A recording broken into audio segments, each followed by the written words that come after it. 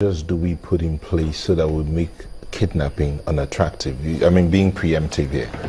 What are those practical measures both the families, the schools, and even the police can put in place? The best thing we can all do is to, at our levels, at these various levels, step up our security consciousness. Let us make it very difficult for these people to get access to our children.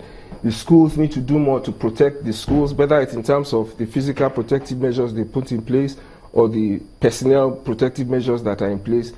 They all need to do more. We need to educate our kids because these things can come in different forms. Today they are breaching a fence. Tomorrow they just sit back and wait. And once children are closing from school, they pick up their targets. So it could come in many forms.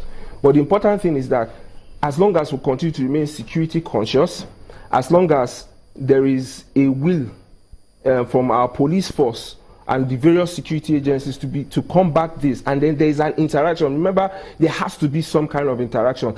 The police or the law enforcement cannot operate in isolation from you and I, those that they are protecting. If we can just hold on, when we'll come back, you tie up that end, but we'll need to go on a very quick. Thank you very much. Don't worry.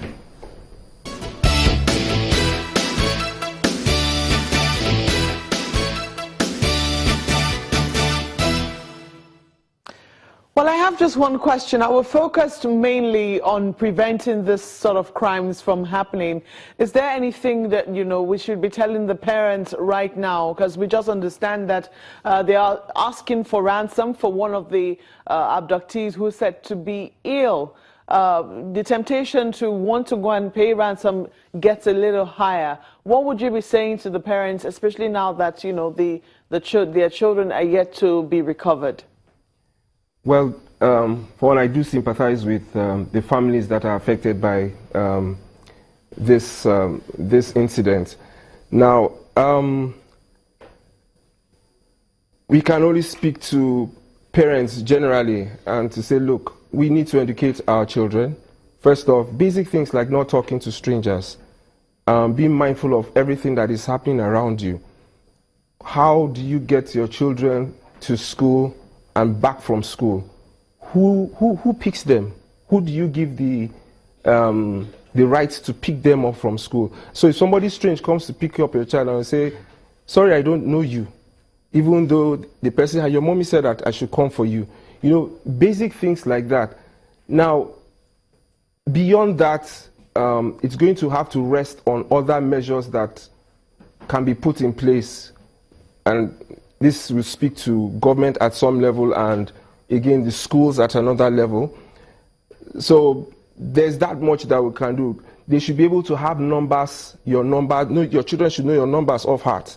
Should be able to call you at any given time, and let them be aware that this is a reality. In those days when we were growing up, we used to hear about Bomo. We were conscious of it. You are wondering, okay, how does it look? What shape will it come in? That kind of consciousness, it may look like scaremongering, but the truth is it helps at the end of the day for the child to start becoming security conscious, because at the end of the day, that is what it comes down to, becoming security conscious. And that would help both the child and the family and all. That's the best you'll be able to do at that level. We're winding up now. When you started, you were saying something about government being preemptive and yes, the measures they need to put in place. But you did not say what kind of measures besides the analysis of the threat. Yeah. What are those measures that would help the institutions become more preemptive? Well, I think every agency, every security agency has its own mandate, and they have their own objectives. Now, if everybody should sit up, and then we can now have a collaborative, we have this collaboration going, where because information is very important, information intelligence can be shared between those agencies. The truth is, we become more effective, and every responder, everybody knows what they are supposed to do at any given time. These things are already For much of these things are already there. Everybody knows what their mandate is. And it's just for everybody to sit up and to start doing what they are supposed to do. I think that's where the work really is the will. That's what we say. Many thanks for being such a nice company. And Flight Lieutenant Terry Ajobina, Security Consultant. It's a pleasure having you on the program. Thank you very much. That's a wrap on the show. I'm Sulaiman Alede. I'm Neo Taigbe. Thank you. Oh, thank you. I'm Maokwe Ogun. Goodbye.